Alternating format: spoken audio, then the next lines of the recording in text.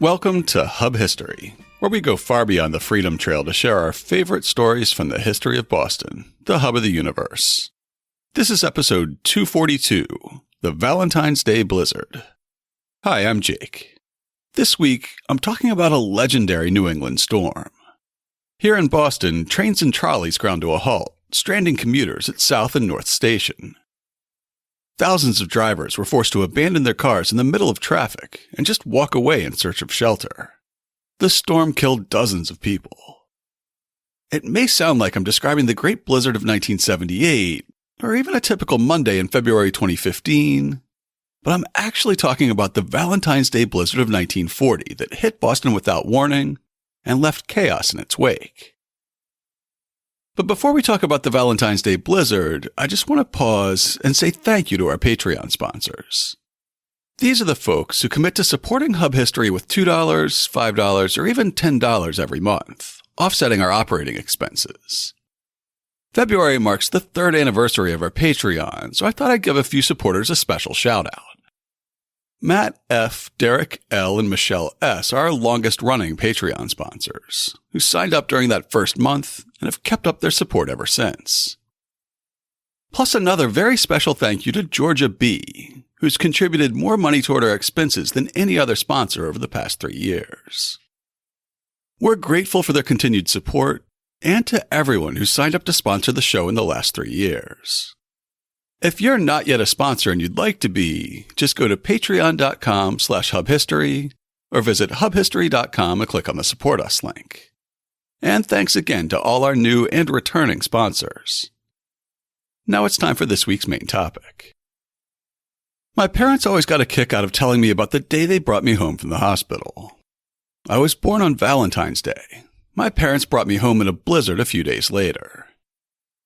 My dad was excited to be a father, and he wanted to get the whole parenting thing off on the right foot, so he took their ancient Volvo to the car wash to have it looking fresh when he picked up Mom and me at the hospital. But what happens when you wash a car in the middle of a winter storm? Yeah, the doors freeze shut. Which is exactly what happened to my dad, and why he had to kick his way back out of the car when he arrived at the hospital. Not exactly that model parent image he was trying to project. But at least he got the family home that day, which is more than we can say for thousands of people who found themselves trapped by the Valentine's Blizzard of 1940. February 14th fell on a Wednesday that year, and it seemed at first like any other workday. People went to work in factories, shops, and offices around Boston as they always would, only to be surprised by a blizzard that started right at evening rush hour time. A series of photos by the masterful Boston Herald-Traveler photographer Leslie Jones shows snow swirling dramatically around a group of women in evening wear, helping another woman to her feet as they all struggle to keep from getting blown over by the wind.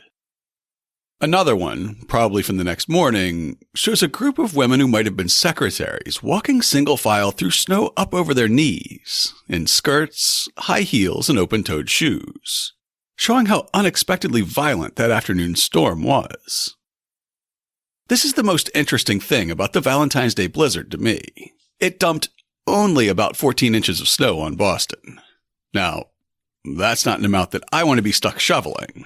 After all, as of this recording, my back is still pretty sore from digging out after last month's blizzard. The difference between then and now, the thing that makes this storm significant, is that it completely blindsided Boston. Think about how excited the TV weather forecasters were before our January storm of 2022, with one apocalyptic prediction bleeding into another. Here's what Channel 5 was saying the night before the storm. It is building at this point, and we are expecting still 1 to 2 feet of snow widespread across the area, with localized amounts here in easternmost Massachusetts where we exceed 2 feet of snow. So this is not just about the snow, as we've been telling you. It's about the wind, and that's why that blizzard warning is up here. Now imagine what weather forecasting was like before satellites and Doppler radar. Before the advent of the telegraph, news about weather conditions in other areas could only reach you as fast as someone could travel from point A to point B. After the telegraph became widespread in the first half of the 19th century, it was a lot easier to know what the weather was doing in other places, and people started trying to predict what it would do at home. However, until the ENIAC supercomputer allowed the creation of mathematical weather models starting in the early 1950s, weather forecasting was a guessing game at best. The telegraph and the later telephone told forecasters what the weather was like upwind, perhaps hundreds of miles upwind. The forecasters knew what the prevailing winds usually did, what happened when warm and cold fronts met, and they knew what the local weather had been like in the past. By 1940, the math describing atmospheric physics and complex fluid dynamics existed, thanks to calculations that an English ambulance driver worked out during his spare time during the Great War. Unfortunately, without electronic computers, it would have taken armies of human computers to perform the calculations. Without that technology, the forecasters were still basically reading tea leaves. The night before the storm hit, the local forecast in the globe was mostly calling for rain. Cloudy, slightly colder, with light rain or snow in the north portion. Colder Tuesday night, Wednesday fair. Even in the late edition of the Globe on the 14th, which would have been hitting the newsstands after the storm had already started, the forecast lowballed the severity of the storm. Boston and vicinity. Snow this afternoon and tonight, probably mixed with rain on the coast. The reality of the storm surprised everyone. Instead of some light snow mixed with rain, Boston was hit with 14 inches of wet and heavy snow. In addition, the storm front brought driving winds with sustained wind speeds of up to 60 miles an hour. Much like the blizzard that hit the city a couple of weeks ago, in January 2022, these high winds led to widespread drifting. So those 14 inches of snow could turn into 5-foot drifts, blocking railroad tracks, stopping traffic, and stranding people all over the city. Other than commuters who were stuck in their shops and offices, one of the biggest groups of people who were affected by the storm were figure skating fans. February 14th was opening night for the Hollywood Ice Review at Boston Garden, led by 28-year-old Norwegian skating legend Sonja Henie. Now, I'm not much of a figure skating person, so I texted my friend Rachel, skating superfan and host of the Town Council, the Dr. Quinn Medicine Woman podcast. I asked what she thought of Henie. Rachel texted back, "A legend. I don't personally consider her the greatest of all time in ladies skating because it's too hard to compare cross-generationally. The skills she won with is what 7-year-olds do now. But 3 Olympic gold medals certainly keeps her in that conversation. But she had Hitler's autograph hanging on her wall?" Yes, Sonja Henie was and remains the winningest ladies figure skater of all time. She won her first Norwegian national championship at age 10 and went on to win a total of 7 back-to-back. Starting when she was 14, she won 10 back-to-back world championships and 6 back-to-back European championships starting at age 18. She also won Olympic gold in 1928, 1932, and 1936. It was that last one that got her in trouble. Held in the German town of Garmisch-Partenkirchen, they were the winter companion to the Nazi Olympics held in Berlin that summer, where Jesse Owens earned his reputation. At the games, Sonja Henie greeted Hitler with a Nazi salute, so the opposite of Jesse Owens, and she later dined with him at his private retreat in Berchtesgaden. Hitler gave the skater a personally inscribed and autographed photo of himself, which she displayed in her home for many years. However, Nazi sympathies were far from disqualifying in Boston in 1940, as we learned in episode 215 about a coup plot by Nazi sympathizers in Boston calling themselves the Christian Front. Indeed, at a time when most Americans thought the U.S. should stay out of World War II, and if we did get dragged into it, we should ally with Nazi Germany against the Soviets, Sonja Henie's picture of Hitler was no barrier to becoming a star. She was a pretty blonde, known for her cute button nose, athletic physique, and revealing skating outfits.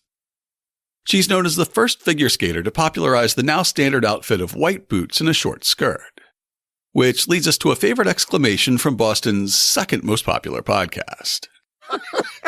Sonja Henie's tutu.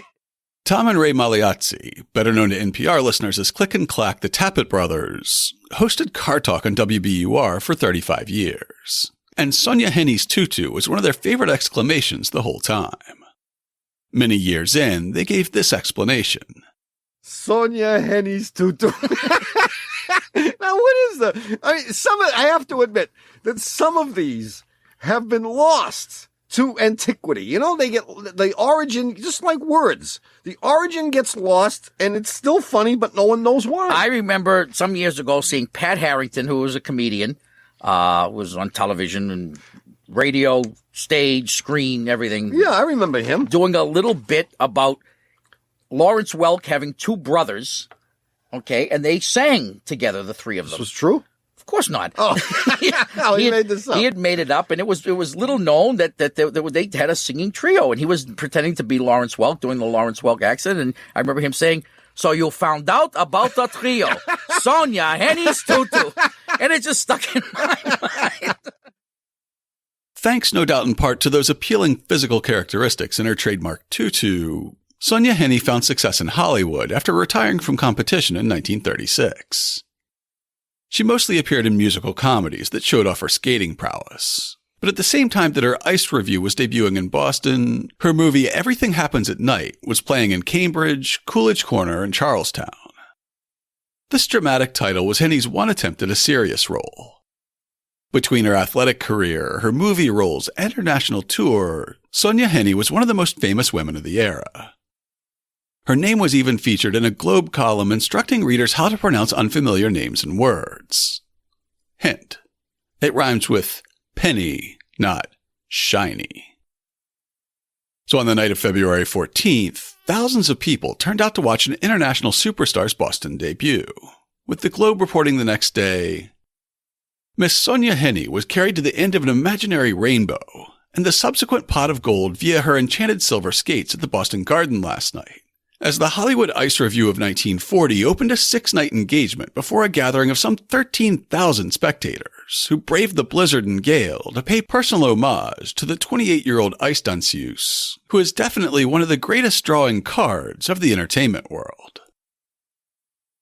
The story also notes that the garden was providing snow checks, instead of rain checks, for anyone who couldn't make it to opening night because of the blizzard. It also reports that the start of the show had to be held for 20 minutes because so many people had been delayed by the storm. Snow couldn't dampen enthusiasm for the skaters, so the show went on more or less as planned, though a few minutes late. When the lights came up, however, so did the snow totals. What had been an inconvenience for the audience earlier in the night now became a real problem. According to the Globe, a special train had been scheduled to take Henny fans home that night, similar to the extra trains that run from Foxborough after concerts at Gillette these days. An extra train will be operated weekdays to Beverly, stopping at Lynn, Swampscott, and Salem to accommodate patrons of the Boston Garden attending the Sonia Henny Ice Carnival February 14th through the 19th. In addition, several of the late evening trains will be held 10 or 15 minutes to accommodate passengers returning to Lowell, Haverhill, Reading, and Fitchburg. Now, not only was the extra train not coming, but all trains were running behind and the trolleys were stuck in the snow. For the railroads, and for Sonia Henny fans, frozen switches proved to be a worse problem than the drifting snow, as reported in the February 15th Globe. Although the trains were nearing Boston nearly on time, they were set behind by jammed switches in terminal yards. The New Haven Railroad put off passengers on inbound trains at the Back Bay station because the switches could not be operated. Outbound trains were about an hour late due to difficulty in backing up the engines. The Boston and Maine Railroad was operating on schedule up to 9:30, but later freezing and jammed switches caused trouble. 100 men were making efforts to sweep them free of obstructions. Adding to the railroad's burden were 2,000 extra passengers, who came to Boston by train early in the evening to attend the Sonia Henny skating show at the Boston Garden. Elsewhere in the same edition, the Globe coverage continued. The largest single group of stranded travelers were several thousand Sonia Henny fans who attended the ice show at the Boston Garden last night, and were left without transportation by cessation of service on the Boston Elevated and Boston and Maine Railroad, and snowbound automobiles. 2,000 were waiting at North Station for Boston and Maine Railroad workers to clear frozen and jammed switches in the yards. Undismayed, they thronged North Station, Hotel Manger lobby and restaurant, and nearby eating establishments, making merry while they waited. By 9 p.m., all the regular hotel rooms were full, and hotels were making a killing by renting out their special suites. Or maybe they were just price gouging on the normal rooms, it's hard to tell. Before the night was over, they were dragging cots into their hallways and ballrooms. Other skating spectators waited at North Station for trains that never came, eventually bedding down in the station the best they could. Even 2 days after the storm, refugees remained in Boston's hotels, with the Globe reporting, "Last evening, the hotel managements were again forced to place cots in the hotel lobbies and halls in order to accommodate the homeless. Hotel clerks and bellhops again spent a sleepless night catering to the wants of the overflow throng. Hotel bars and dining rooms did a rushing business throughout the day and night. In fact, the hotel managers candidly admitted that they were doing the most profitable business in years. Non-paying hotel guests, that is, those who were put up in the lobbies, were agreeably surprised yesterday morning when they were awakened by smiling bellhops and invited to partake of coffee and donuts, much after the fashion of Salvation Army lassies at a big fire. Despite their enforced stay at the hotels, the guests were a good-humored lot for the most part, although the spirit of Bacchus might have had something to do with their good nature.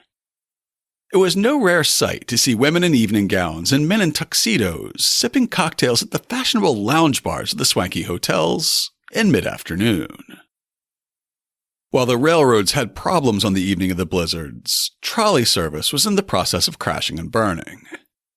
The Globe reports, "Every surface line of the Boston Elevated Railway was crippled by the storm last midnight. Officials were sending out cars and buses accompanied by prayers," one executive stated. 5-foot snowdrifts and a fall which jammed switches within a few seconds after they were cleared made it impossible for the road's entire maintenance crew to keep a single line open reliably. The greatest handicap, Transportation Superintendent Hall said, was the number of stalled cars which had been abandoned on elevated rights-of-way. Plows could not push these vehicles aside without doing damage, and manpower was unavailing against the huge drifts. Unaffected by such obstacles, the rapid transit lines were kept running on limited schedules. Trains were infrequent, and every station platform was crowded. Discouraged after waiting for long periods, more than 3 hours in some cases, many persons took refuge in the entrances of the trolley car tunnels. Another brief piece on the front page of the same issue of the Globe added, "Hundreds of Boston Elevated patrons found that with no cars running, they made the best time about downtown Boston last night by walking the underground trolley car tracks from station to station. They remained good-humored, apparently satisfied that they were able at least to find shelter from the blizzard." The transit system would remain gridlocked for about 12 hours, but the next morning the tracks were slowly dug out and the signals got fixed. It would take days for car traffic to begin clearing, but the day after the storm, train and trolley passengers began finding their way home, with the Globe reporting, "By late afternoon, commuters were able to get a train to any outlying community. Trains were running to and from New York and Maine, and the Boston Elevated was gradually reestablishing contact with all the sections of metropolitan Boston. Refugees who spent last night in the railroad stations will be home this evening." At 10 a.m., the Boston and Maine announced that the last of the Sonja Henie fans who spent the night in North Station had been packed into emergency trains and shipped home. The situation gradually improved over the next few days, until the Globe could report on February 17th that 98% of elevated service would run as normal, between the shoveling, plows, melting, and an effort by police to tow any abandoned cars that were blocking the tracks. Railroad service to surrounding communities, equivalent to today's commuter rail, reported a spike in service, as many people who usually drove to work turned to the train instead. In a clear parallel with the blizzard of 1978, the worst of the storm came in the middle of the evening rush hour, hitting with such intensity that car travel quickly became impossible. The next morning, the Globe reported on the challenge. Drifts mocked the ingenuity of man last night and rendered transportation experts helpless as thousands of motor cars on Boston streets and on highways approaching the city stalled and died in their tracks.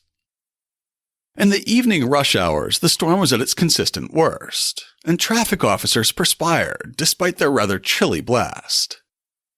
Traffic circles became bottlenecks of the worst sort. Minor accidents were numerous, but major crashes were avoided, perhaps because no motorist, no matter how speed-loving, dared to do much better than 15 or 20 miles an hour. The rescuers had to be rescued. Police cars going to the aid of stranded motorists stalled. Trucks on their way to sand the streets broke down. The Globe reported that a pair of enterprising entrepreneurs went out on skis in the Back Bay in the middle of the storm selling stranded motorists tire chains, but it wasn't enough. Traffic ground to a halt, with some drivers staying in their cars for up to 2 days, and others abandoning their cars in the middle of the street and going in search of shelter. Before long, any hope of clearing the roads or getting traffic moving again had to be abandoned, due simply to the thousands of empty cars blocking the roads and preventing snowplows from getting through. The abandoned cars also blocked streetcar tracks, compounding the problems in public transportation. That evening, a temporary ban was issued, preventing new cars from entering downtown Boston until some of the ones that were already there could get unstuck, with the next day's Globe relating, "The ban against automobiles entering downtown Boston, which was enforced by the police yesterday noon on all roads leading into that area, will remain in effect until noon today, so that the snow fighters who are concentrating on downtown streets will not be hampered."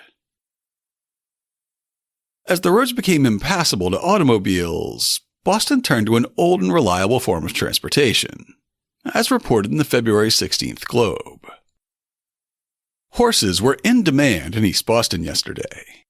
Several mounted milkmen, carrying milk cans and saddlebags, made small deliveries. On Bennington Street, where hundreds of automobiles were stalled, 3 enterprising youths hired a team of horses and offered their services to haul snowbound automobiles to garages. An Atlantic Avenue fish market dug up an old horse-drawn sleigh and used that to make their deliveries, while many Boston firehouses ordered ladders, hoses, and other tools loaded into sleighs preemptively. Meanwhile, the same edition of the Globe reported that in Newton, a champion musher let his attention stray for a split second as he was harnessing up his sled dogs, and the team broke away and made a mad dash for freedom, dragging the sled 6 miles into Wellesley before anyone could stop them. In the days following the storm, it was clear that the biggest barrier to reopening the roads wasn't snow, but the cars. Finally, 2 days after the storm, the police superintendent issued an ultimatum. Either you moved your car, or we'll move it for you. The February 16th Evening Globe carried the details. The superintendent ordered that all stalled vehicles interfering with snow removal or traffic in the city be towed to garages at the owner's expense. Persons failing to cooperate by speedy removal of the snowbound cars will be severely dealt with, he warned. Here's how to find your automobile if it isn't in the snowbank where you left it. Call police headquarters and give your registration number. They'll tell you in which garage it's reposing.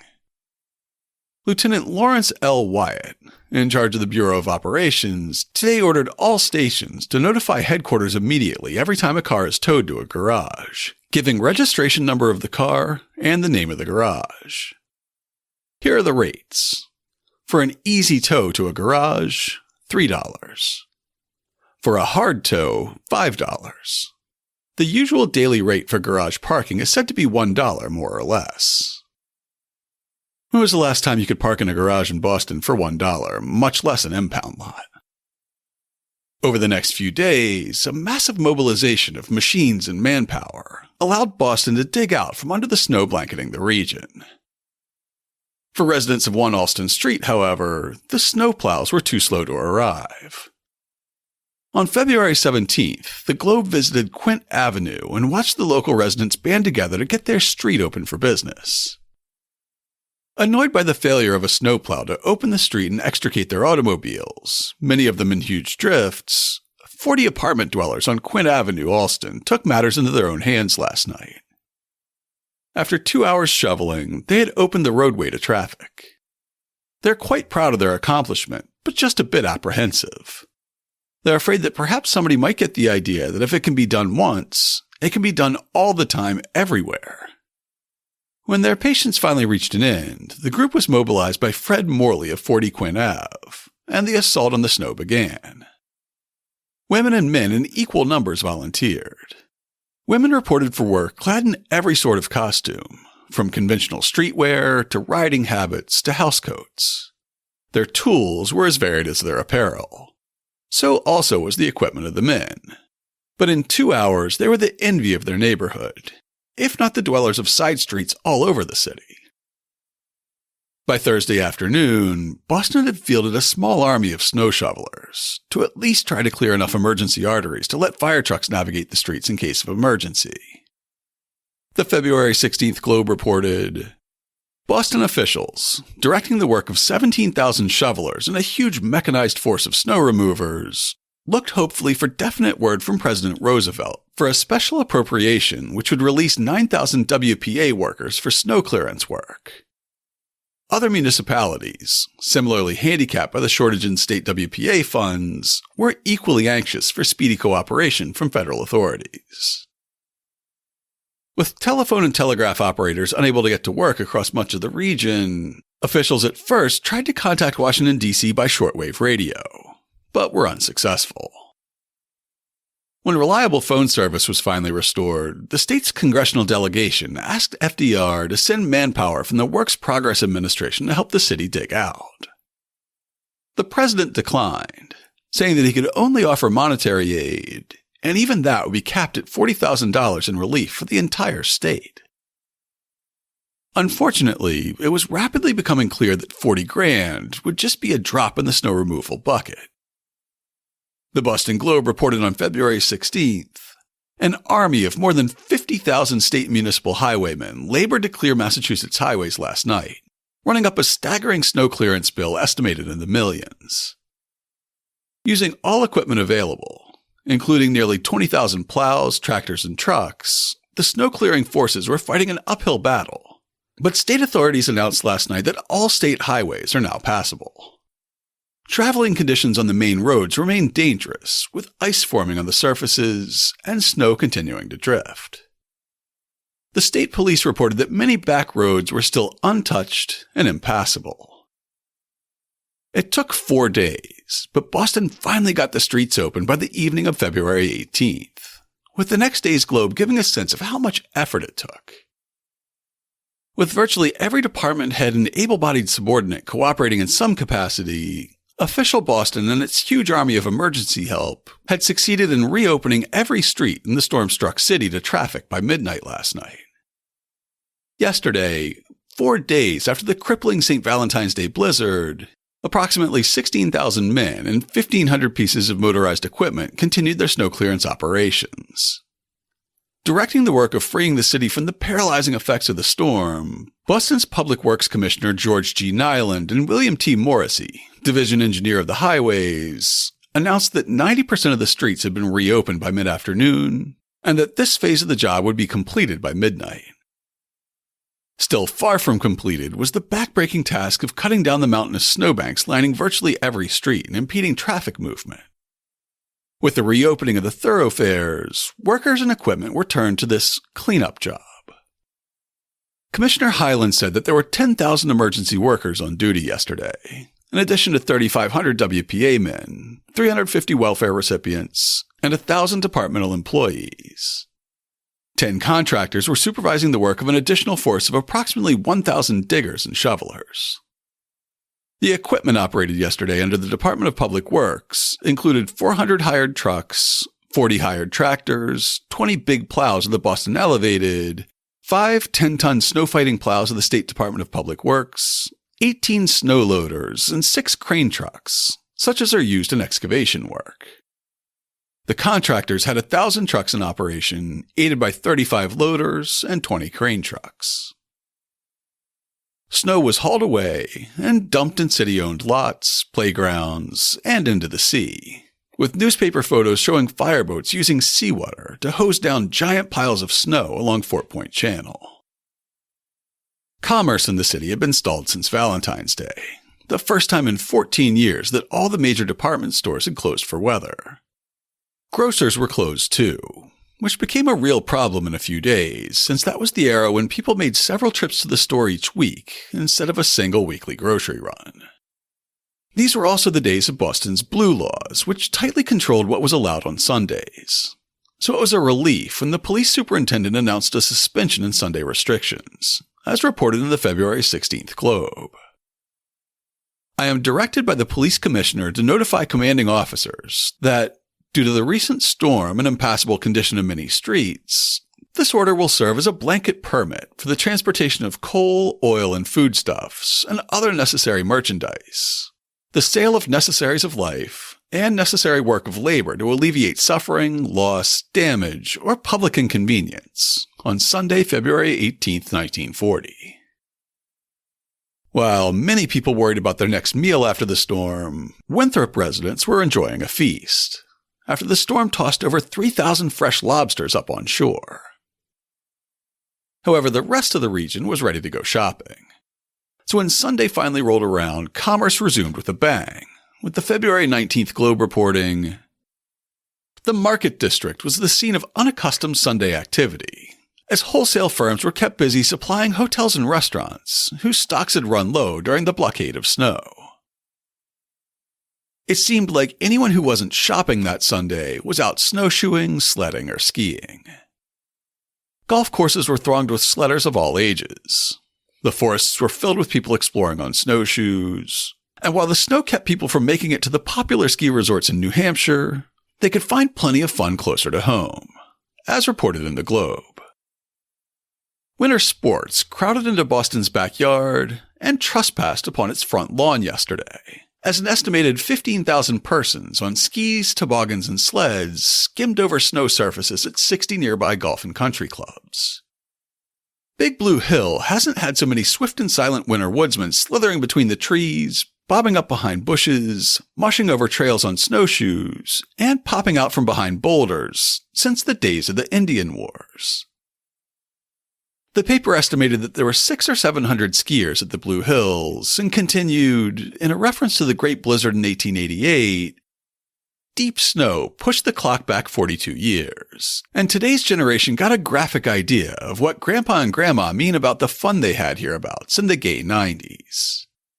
There weren't very many automobiles on park roads. Police prohibited parking in many places. The best places to go were near home, and the best way to get there was usually on foot." It wasn't all fun and games.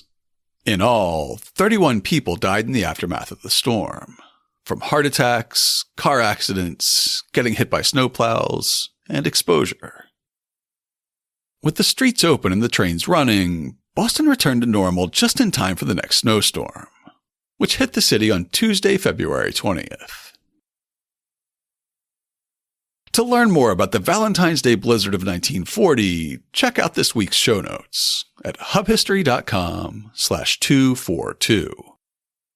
I'll have pictures from the Globe, as well as from Leslie Jones of the Herald-Traveler. Plus, I'll link to coverage in the Boston Globe showing the chaos caused by the storm. Before I let you go, I have listener feedback to share. First up is a new listener from New Hampshire named Chris, who says, "Hey guys, I love the show. I just finished listening to episode 123. I thought it was time to write in since I heard about your podcast from Michael Troy's American Revolution podcast, and thought it was fitting as that was your book club recommendation of the week. Keep up the great work. I love hearing about all these stories of our great city." Thanks, Chris. I'm also a big fan of Mike's American Revolution podcast, and it's a great listen for Boston history fans. After listening to episode 238 about the Hermit of Hyde Park, Lloyd tweeted, "It'd be nice to have him recognized somewhere at the golf club with a statue or plaque." After hearing the same episode and learning about the Hermit's headstone that just says, "Hermit," Wayne of the 11 Names Project tweeted, "The pics you have of his gravestone had a wonderfully minimalist design, but the scope of the stone is impressive. Thinking about the same thing for myself, but it just says, Wayne. No dates, no middle or last names, or here lies. I'm all about it." Bruce M. listened to episode 226 about Boston's early Cold War missile defense system, then went in search of the ruins. When he got back, he emailed, "I really appreciate the detail and connection to verifiable sources of your podcast. I looked up information on the Nike sites in the Blue Hills after walking through them again this week, after previous visits over the years.